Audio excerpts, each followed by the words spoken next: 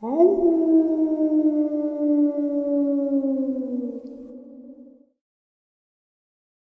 and salutations, folks. I hope you're all doing well, and welcome back to tonight's second half. Before we jump into this very horrific and kind of thought-provoking upload, a couple links. As many of you know, I rely on Patreon, PayPal, channel membership, and the merch to help the channel to continue to grow and go. Links to Patreon, PayPal, and channel membership is in the description below. Merch displayed directly under the video. Also, Dogman Frightening Encounters, Volume 1 through 3, the audiobook versions. They were written and researched by Tom Lyons, narrated and produced by me, Jeff Nadolny. Those audiobooks are available on Audible, Amazon, and iTunes, links to which are also in the description as well. And finally, last but definitely not least, if you'd really like to help support this channel to continue to grow and go, simply subscribe. It does not cost a cent. Click that like button, takes half a second. And if you don't want to miss out on any of the informative uploads that I put out daily, click that bell icon, and folks, please leave a comment and share the video. Why? Well, because all these things really do help the channel to continue to grow and go. They definitely do matter, and they are appreciated. And with that, I have taken far too much of your time. Let's jump in to tonight's second half, shall we? I believe that there is this deep underground military base. Archuleta Mesa extends into Colorado from the New Mexico, Dulce, Teos, Los Alamos. There's just a massive amount of high strangeness, massive amount of experiences, UFO, Dogman, whatnot. Just recently, I shared an experience in an area of Valles Caldera National Park there. Well, I get an email today, and with my email, people send me an email. I always say, hey, if you don't get a response from me, please send an email again. Wait a day. If you don't hear a response from me, send an email, because my Gmail will do some wonky things. I won't get them. When I do, it's usually two of the same emails, which is really strange. So I get an email today, and it is titled, "Second email I sent you. I waited a little while to resend because I didn't hear from you and I didn't want to bother you." And then I scroll into it and I see the date of his first email, which was February 2nd. So I'm like, well, great, 2 weeks ago, more than 2 weeks ago. So I read a little bit about it, and I'm like, I'm like, how strange is this, that all of this works out to be all in the same area. And you sent this email 3 days before the Valles Caldera, or after the Valles Caldera email got sent to me. But I'm just now getting this experience 19 days later. And the gentleman's name is Jack. He leaves his phone number and said, New Mexico is a very interesting, beautiful place, but a lot of creepiness and a lot of weird laws on the books. And I'm like, okay, you kind of piqued my interest on this. So I did. I ended up calling Jack and talking with him for a little bit. First and foremost, laws on the books. I did not know that New Mexico is a state that has a law that it's not necessary for them to share death certificates and this and that with the public. So someone dies and, the family doesn't want it released, or the law doesn't want it released, that you may never know about that, which is interesting. And he said, I've got some information to share with you. An experience that happened in 2001. He sent me a photograph of his, he and his brother. He sent me a death certificate of his brother, Preston, and the memorial service card that he got for his brother when his brother had passed. Death certificate, accidental death. Accidental death. Really interesting. So, it just points to, for some reason, New Mexico, the government, even back in the day, knew when they were becoming a state, knew some messed up shit happens in this state. Some messed up shit. We've got some serious energy, some serious things that occur here. We need to cover our ass. I don't know. That's just how it seems to me. So let's get into Jack and his brother Preston's experience. All right. So why am I talking about coincidence? Well, you will see exactly why, because a lot of it ties into a lot of experiences that I've been talking about. 3 days before this gentleman sent me his initial email, I received the email for the Vios Caldera account, and I shared that about 5 days ago. He hears that experience, waits, and decides, hey, maybe Jeff didn't get my email. I'm going to send it again and send an attachment letting him know, hey, I waited a little bit.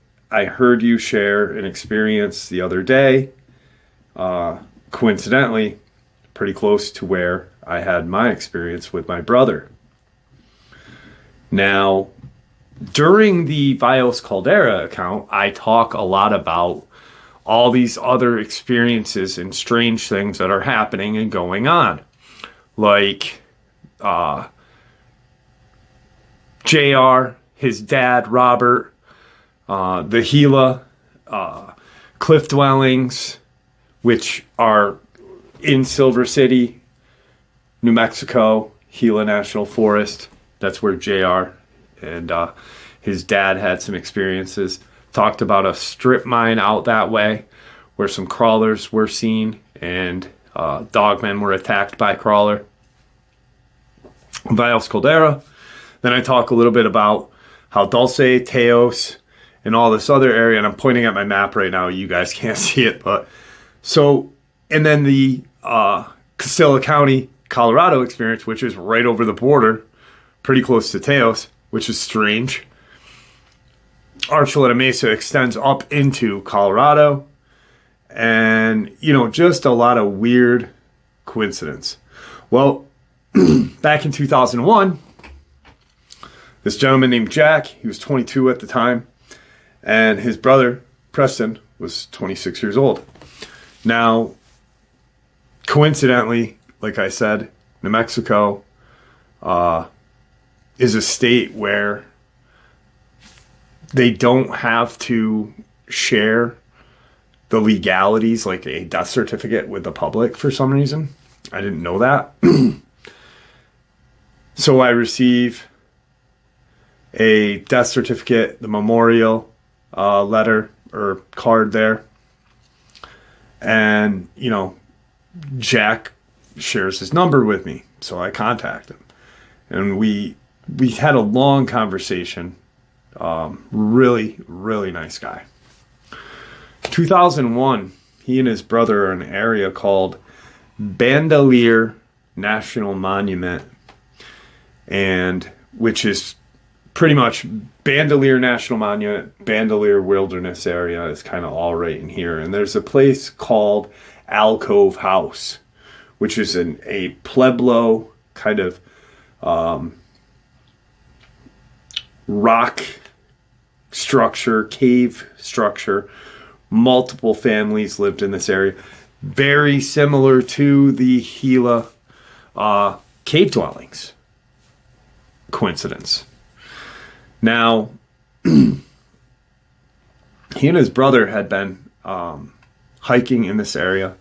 They are from New Mexico. They had actually drove up to this area, Bandelier National Monument, from Alamogordo, where they were born and raised in this large kind of city, largish city, large compared to where I live. So they drive up there. They're going to go camping and such. And Preston is getting married soon. His life is going to, this is kind of he and his brother's kind of last hurrah together. Preston's new wife was kind of not really taking all of Preston's time from his brother, but they grew up, they were best friends, not just brothers, but we were best friends, he says to me, and his future wife was not really controlling, but, she just wanted all of his time, which he understood. He understands now, more so now than back then. Preston could tell that his brother was kind of upset. He was losing his older brother, he felt like, and they were moving. They were going to be moving out of state after their marriage and such. So they decide, hey, let's go up to the Bandelier Wilderness Area. We'll go camping there. We'll hike around the monument. We'll check out the Alcove House. There's a lot of really cool things to do in this area. Awesome. That's what we are going to do. So they're camping for a couple of days. Everything is great. Everything is just unbelievably calm, smooth, not a care in the world. There's no bickering. There's really nothing going on between the brothers. They're just having a great time. The night prior to the experience that changes Jack's life forever, they decide to go kind of on a night hike. And what they do is there's an old fire road out there, and they take this fire road. The fire road is actually listed as a fire road, and it's 287. So they kind of walk, they follow the fire road, and they walk down it into this wilderness area. It's very desert-like, but there are it's mountainous too. The sky is just crystal clear, no light pollution, nothing. As they're walking through, the lights in the sky kind of start to play tricks on their eyes at first. They think they're, seeing stars kind of brightening up and then closing down and just this and that. And they realize that, these are not stars that we were seeing that are just popping up, getting really bright and then stopping. This is something else. This is very interesting. So they decide to sit down and watch whatever this phenomena is that they're seeing, because neither one of them, growing up in Alamogordo, there's a lot of light pollution there where they lived. So this is not new to them, but it's definitely something they don't see quite often. Pretty much they never saw this ever, but to have such a crystal clear night. So they're watching just this kind of weird light show in the sky. at first, like I said, they thought that it was stars or a meteor shower or something like that. Nowadays, he made a joke, nowadays I think it was Starlink. He said, but all of a sudden, we're just sitting there watching this, and, you know, at one point, he said the sky just, it was like it lit up, like the sun was right there, and it lit up everything, and everything looked pink. He's like, the whole sky just looked pink. He said, and then it was just gone. Like the light was gone. It was just so bright and then gone. And they brothers look at each other and they are like, what the hell was that? Preston looks at his watch. Preston was very into UFO and that kind of phenomena, missing time and such. That's instantly what he thought, because during this light show that they're watching, they then bring up UFO. Maybe this is UFOs. So they realized that there was no time lost, which kind of now freaked them out a little more, because what was this? Maybe we should get back to camp. At one point, Jack had said to his brother, do you think that there was some kind of, military accident, testing, something, maybe a plane crashed, something? Let's get back to our camp and see, what we can figure out, because this was really weird.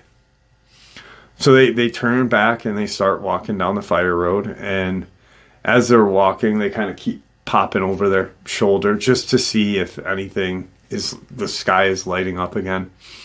And strangely enough, after that one just enormous kind of light in the sky was just this pink color, and they could see the mountains. They could see different ranges of mountains and different, structures, natural structures of rocks and stuff. That's how light it was. They're walking back, and periodically, you look over your shoulder or up just to see if anything else is going on, because at this point they're both a little freaked out, especially since Preston had been more or less now talking about UFO phenomena and such. They get to where the fire road ends, and there's a trail system to bring them back into the Bandelier wilderness area. They start to take that little trail system. They're probably a mile, if that, from their camp. They were about 2.5 miles from their camp. But like I said, there's a trail system and a fire road. They had flashlights. 2001. Technology wasn't as good as it is now, but it wasn't from like the 90s, So they get to the now trail system off of the fire road, and they're still kind of freaked out, popping their head over their shoulder. And at one point, Preston does, and Jack remembers Preston grabbing Jack's arm and saying, don't stop and don't pop your head over your shoulder anymore. Just keep walking and just stick with me. Don't run. Don't fall back either. Just keep walking. Jack, being younger brother, not young, but younger than his brother, said, what do you mean? What's going on? And he's in his head tempted to turn and see, because, someone tells you, hey, don't turn around, just trust me. What's your initial thought is, why? That's your initial thought. And that Jack is telling me this as we're talking. He's like, I was so tempted to just turn around and be like, what are you talking about? He said, but I didn't, because I could feel how strong the grip was that my brother had on my arm. And it was almost like he was guiding me to be ahead of him a little bit. And so we just keep walking, and, you know, I hear in the kind of debris of this desert-like area, there are yucca out there. There's a lot of desert flowers, a lot of desert plants out there and such. He said, I can hear what sounded like footsteps. He said, but they were, you know, a ways back behind ours, obviously. And he said, I asked my brother, is someone following us? And at that point, Preston kind of had still a hold of his arm. And he said, whatever you do, don't turn around. Just keep walking. We'll talk about it when we get to camp. And they keep walking. And at some point during that walk, Jack realizes that he doesn't hear the footsteps that he was hearing behind him anymore. He watches his brother kind of turn back and look, but continue to walk straight. And his brother kind of lets go of his arm and puts his hand on his back. He said, my brother put his hand on my back and he pushed me a little more ahead of him. And he said, when he did that, I kind of stopped walking for a second. He said, I didn't stop walking like completely. He goes, but I just stayed stationary for a second, long enough to when my brother continued his footsteps and his hand was on my back, he had to push me. He had to put his muscle and weight into me. And he said, that's when I turned and looked. And he said, there was nothing there. He said, at that point, I just kept walking. And I said to Preston, you know, what the hell? What the hell are you on about? What's going on? And Preston just says, you know, when I turned around, they're not even at camp yet. You know, they're a little off from camp. He said, when I turned around to look, that one point where I grabbed your arm, he said, I saw what looked like a human or a humanoid or something walking bipedal with arms. He said, I couldn't make out any characteristics of this because it was dark. He said, other than it was walking on two legs and had, you know, human-like arms, but 7-8 feet off the ground, I see two orangish red eyes attached to this dark silhouetted body.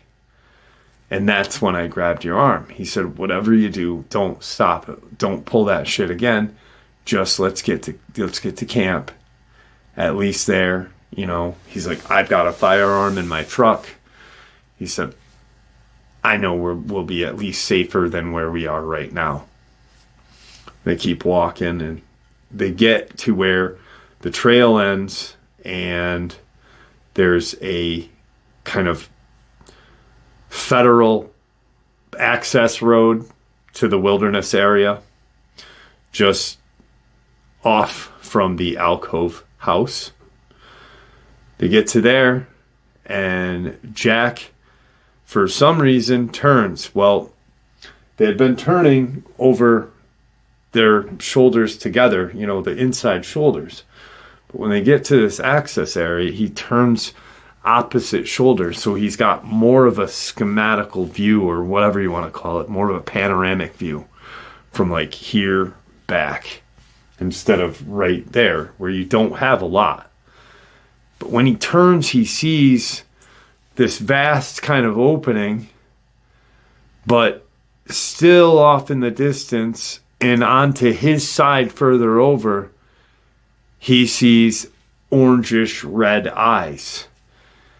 And they're off to the distance. They're a distance away, but not, not too far where it wouldn't be quick enough to get you, but not close enough to where you couldn't run and hopefully get to your camp. He says to Preston, as he turns around, they're still walking. He said, I instantly got this feeling like I was out of breath. He said it was the strangest thing. I was out of breath. I hear people talk about how, they get that sense of dread and that sense of fear. He goes, but I was out of breath. He said, I said, Preston, it's on my side. It's behind us, but it's on my side. And Preston stops walking and puts himself between his brother and this, and he's behind Jack. And he looks and he said, holy shit. He said, you're right, it is over there. He said, but it's not as tall in height as what I had witnessed myself. He said, keep walking. He said, we're only 4 or 5 minutes from camp. And they keep walking. And they get to camp. And as they can see their vehicle, they can see their tent. And they kind of both stop. And Jack just stops dead and turns and looks. And is like face to face with Preston. And Preston's like, keep going. And he's like, I want to see. Preston turns, and way off in the distance, they can see these orangish red eyes, like it had stopped. So they're now staring at this thing like, what the hell? And they witness it gain in height. They watch the eyes literally boop, go up into the air 7 to 8 feet. So it was 4.5, 5 feet, boop, now it's another 2 feet taller. They kind of book it toward the truck. Preston gets out his firearm. Jack doesn't remember. It was a pistol. He doesn't remember what caliber of a pistol it was. Jack didn't have any kind of firearms at that point in his life. After this incident is when he did invest in quite a bit of firearms. So they get to their camp. He gets his pistol, and they kind of build their fire. And where they're sitting, their truck is behind them. Their tent is to the side of them, and they are facing the access road to where the trail begins, to where then the fire road begins, and where the eyes were. And as they are building their fire and getting shit together for the night, the eyes moved a little closer each time, it seemed like. And Preston takes his pistol and takes a shot, shoots his, just one quick to scare whatever this is away. He said as Preston shot, he didn't shoot at it, but he shot away from it where there was no one danger. No one was in danger. It was not going to be this kind of rogue shot, but he wanted people to definitely know that. He's like, my brother would not just randomly shoot one up into the air or blindly into the darkness if there was someone out there or whatnot. He said after the shot was fired, they watched the eyes then get lower, and they assume, because he couldn't see except the eyes, he couldn't make out characteristics, but they assumed that it had dropped to all fours, turned, and took off the other way it had just come from. So they start talking about how strange all of this is. There was these eyes, this humanoid-like shape. The sky lights up, this beautifully, wild, bright light, and everything is just pink and gorgeous.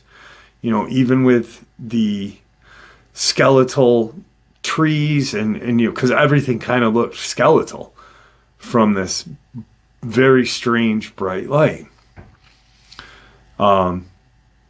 They stay up for a little bit. They have a couple beers to calm down.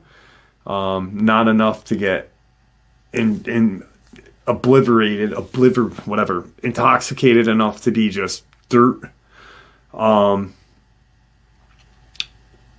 They decide, okay, you know, they got a good buzz going. They've watched the area.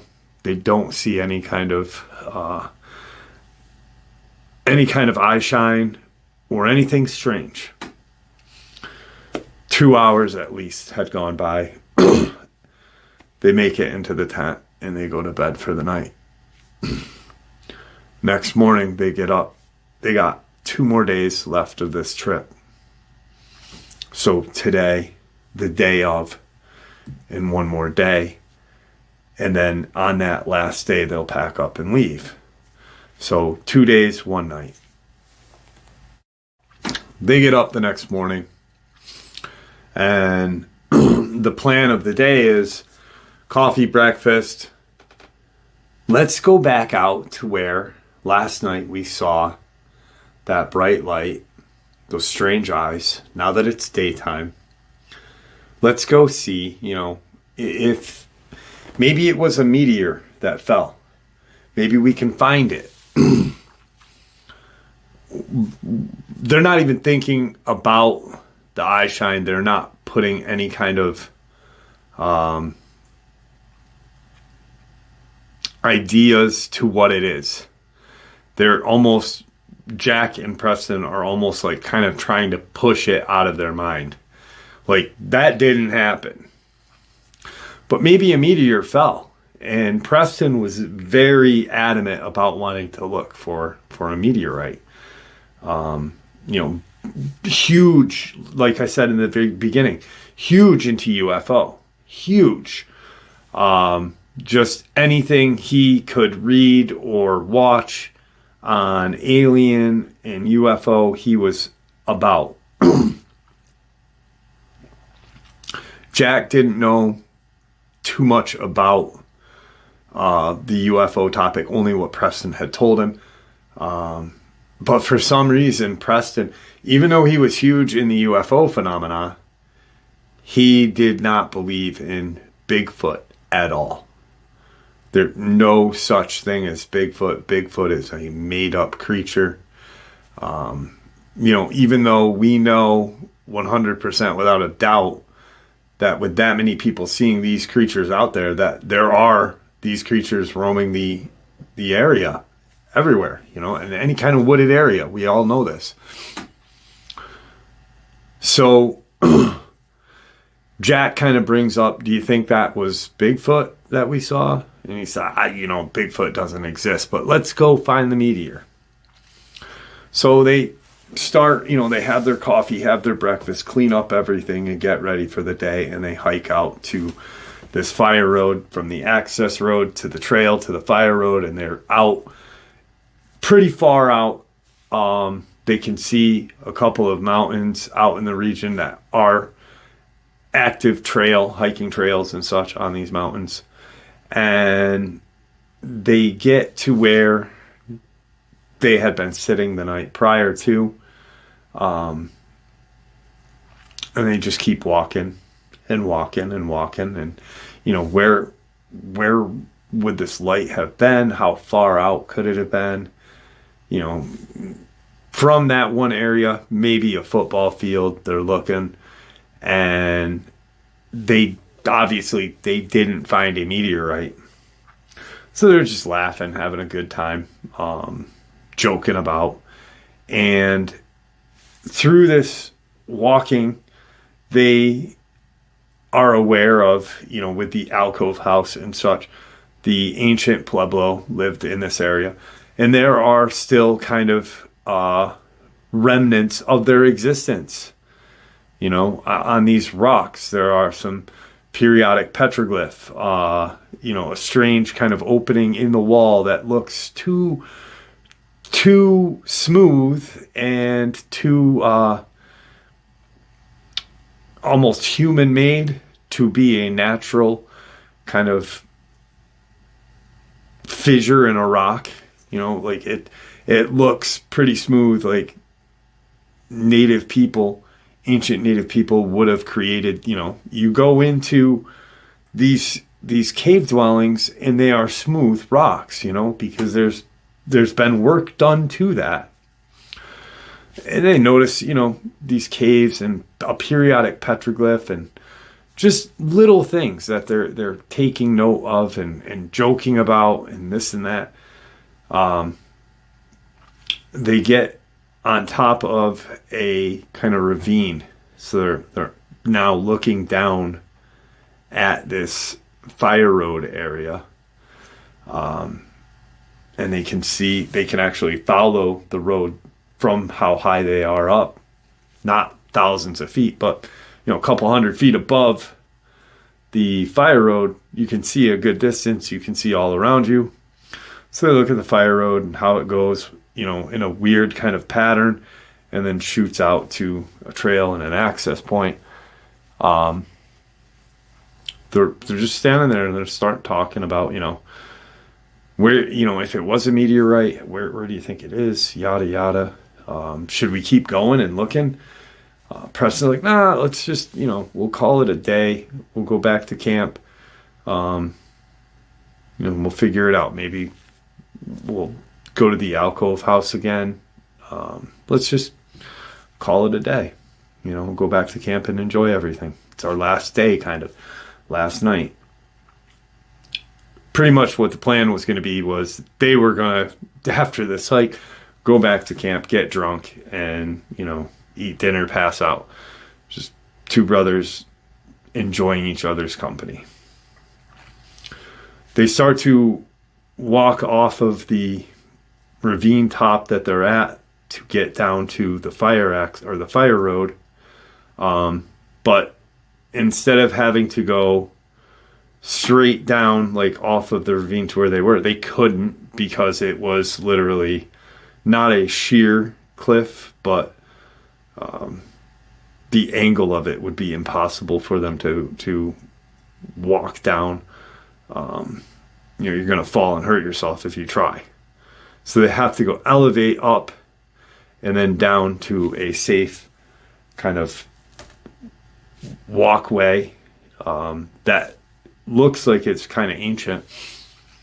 And they get to the highest point of where they are, and Preston stops dead in his tracks, and he's staring at something in the distance in front of him. He's just staring. Jack is behind him, and he walks right into his brother's back. Jack's like, what the hell, you know? Come on. Typical little brother shit. Preston is like frozen in place. And he says to his brother, he said, whatever you do and whatever happens right now, you continue to run and run as fast as you can and get back to camp. And Jack's like, what do you mean? You know, what do you... And he kind of peeks over and he sees what Preston is now seeing. This is where Preston saved his brother's life. And this is where Jack really had a hard time sharing the rest of this part of the experience. His brother said to Jack, you know, as he's looking and seeing what Preston's staring at, which he describes as a jet black Dogman, its eyes are still what seems to be glowing in the light. It's broad daylight, and he still sees his hellfired orange eyes.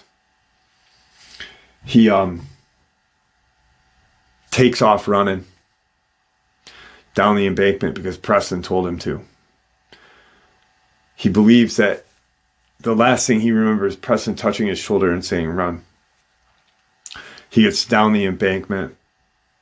He gets onto the fire road, which he believes he heard his brother running behind him the whole time. He didn't, because what he did here, when he turned and saw this creature on top of his brother, and he could hear growling, snapping noises, and screams and howls of scream from his brother. And he hears Preston's last words to him was, "Keep running, I love you, Jack." Jack gets to his camp. This really, like, you could hear the sadness in his voice still 20-something years later. He gets to camp. The truck is locked. Opens the tent, thinking the keys are in there. Preston's pistol sitting on his sleeping bag. He gets to he makes the decision, I gotta go and get help. He was initially going to take the truck and drive back and get his brother and try to kill this thing. And at least, if his brother was dead or alive, get his brother's body. So he makes the decision to get to the alcove house. So a pretty decent hike, but not out of the realm of possibility. It wasn't that far. There's a park ranger there. He proceeds to tell him, my brother's hurt. This is where my brother's at. Park ranger says, get in the truck, let's go. As they're driving, park ranger asks what happened. Was there, what happened? How'd your brother get hurt? He tells him word for word what just occurred. Park ranger doesn't say a word to him. Nothing. Ranger drops him off at their camp and says, I'll get your brother. I'll be right back. Sees the ranger go back towards the camp, or go away from camp toward the fire road. What seemed like, an eternity again was about 20 minutes. Truck pulls up. Park ranger gets out, starts talking to Jack. Tell me exactly what happened. What did you see? Where was your brother? Tells him exactly, like, this monstrous creature came and attacked my brother. Do you have my brother? Do you have my brother in the truck? No, but I've got someone that's coming to help us. Couple minutes go by. Couple more minutes go by. 2 vans pull up. Park ranger goes over and starts talking to him. And they leave. He gets Jack in the truck.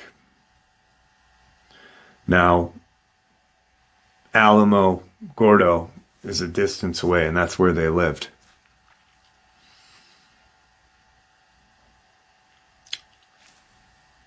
The recovery of Preston's body and what else happened is unknown to Jack, how it occurred. Because at that point, they were on their way back to, to get Jack out of here, to make the cover-up happen. What ends up occurring is a couple days go by. The body was recovered, but family was informed and threatened to say that there was a rock slide and his brother was crushed. Closed casket.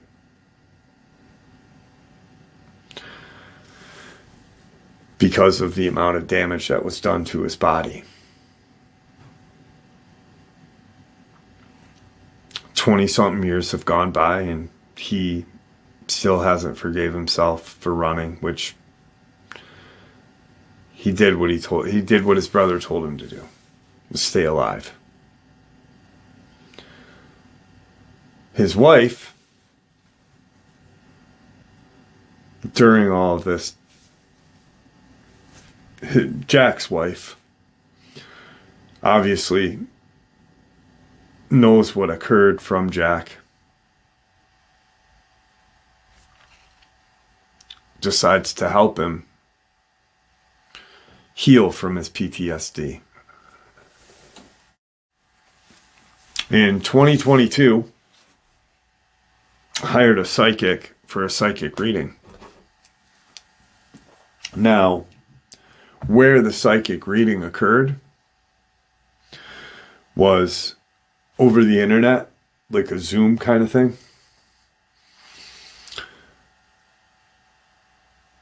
But that's not all of what his wife had done. There was some things that the psychic had said to Jack that convinced him to believe more of what this woman was saying was true. He at this point in his life didn't believe that psychics were real. And still does to this day. Still have a hard time with it, even though all of what I'm going to share with you next happened. Some questions are answered, and then a day or two goes by, and he thanks his wife. He's feeling better about, not running, because the psychic said your brother is, happy that you're still alive. Telling you not to blame yourself and to move forward with your life. Strange thing is they never had children.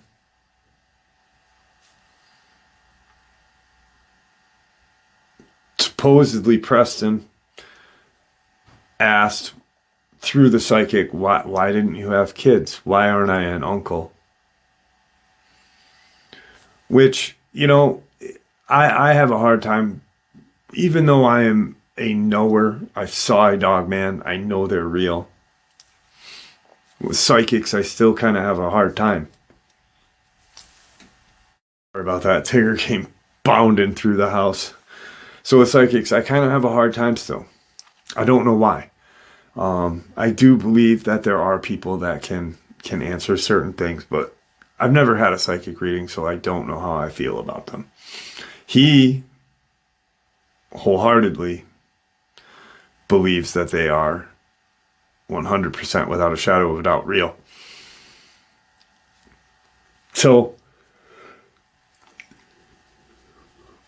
excuse me, the next part of this experience with the psychic is the wife paid extra money to go to this area in Bandelier where the incident occurred.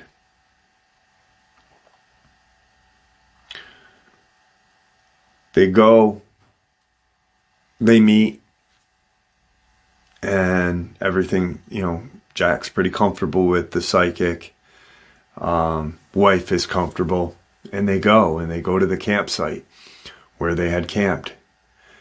And they decide to go a little further out. She wanted to see where the incident had happened. He hadn't been there since 2001.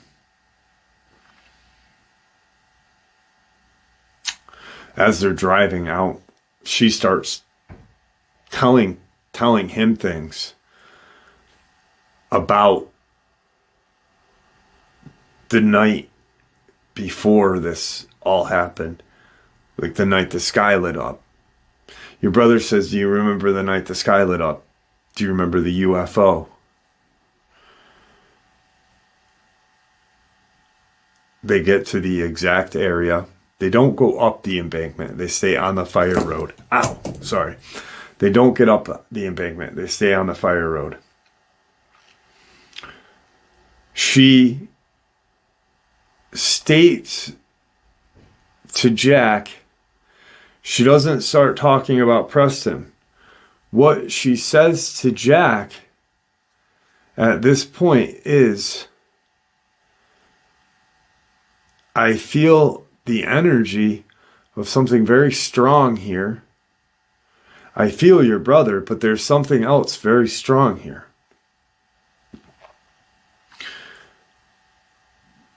And it feels fear. It feels afraid. It feels fear. And it feels sadness. But it feels protection as well. So she's sharing all this information, this fear, but what she says to him next is, did you see a pup with this female mama Dogman, dog-like creature?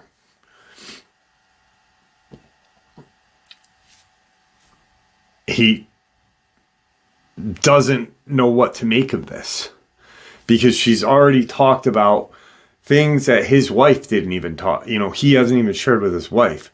Like their conversation about the UFOs the night the sky lit up. He probably told her about that, but he does not believe. And he asked his wife, did I tell you about us in our conversation on the UFOs and the missing time? Because she brought that up too. But then she's talking about this female Dogman and a pup, and how the Dogman had felt sorrow after killing Preston, but did it to protect her young. And he's trying to make sense of this, because he didn't see a pup.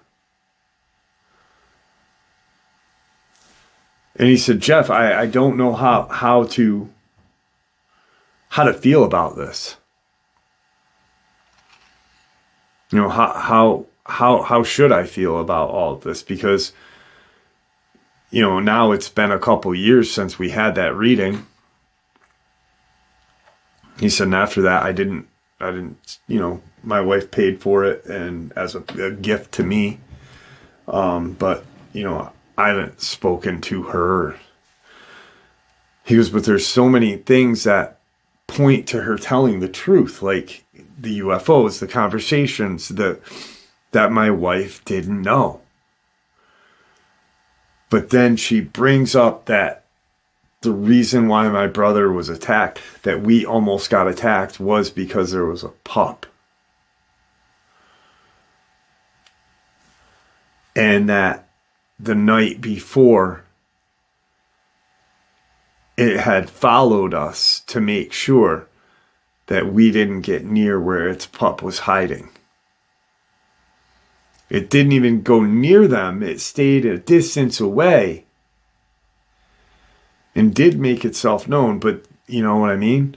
So somewhere now he is in that belief of somewhere on that embankment above the fire road was somewhere where that Dogman pup was hidden. And if they hadn't gone up there, Preston would still be alive. But this thing feels pain because it had to protect its pup and kill Preston. And I just said, well, what do you feel like? How do you feel about, the reading? Do you feel like she made it up? And he said, I don't know. He goes, part of me wants to think that she did. He goes, but the other part of me, I can't make sense of how she knew about the sky lighting up. Yes, my wife could have told her that, but why would she? Why would my wife break my trust? But there's conversations that we had that night that my wife wasn't aware of.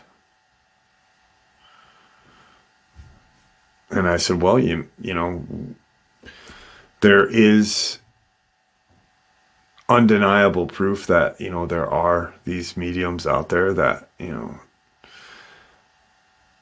don't want to pull hoaxes on people. And, you know, because there are those people out there. And then I do believe that there are people that are clairvoyant. You know, I just think that in that field, there are more hoaxers than anything, especially the ones that charge money. But, you know, I said, you got to go with your own gut on this one, brother. Because if you feel like she told you the truth and knew shit she didn't, your wife didn't even know, how could she know that? How could she know that, you know, any of that? Now, this is where shit gets real weird right here, right? Because 3 days prior to his email, I get an experience sent in the same vicinity. I share it, you know, way after he sent me his email. So he never heard of, you know, the Vials Caldera account. Then you have all this really strange happenings. Dulce, Archuleta Mesa, Taos. All this other kind of strange stuff going on. And you throw a medium in the mix, talking about how a Dogman feels as it attacked someone.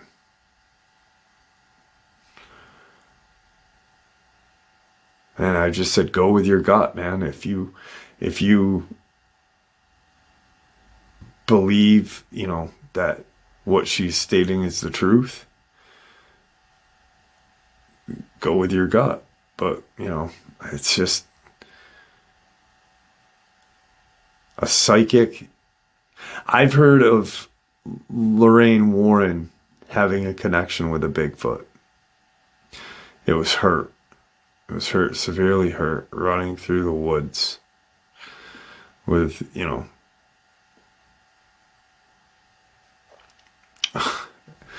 Lorraine Warren at a haunted home gets a connection with a Bigfoot. Bigfoot's hurt. She chases after it. So maybe this lady did have an attachment to this, but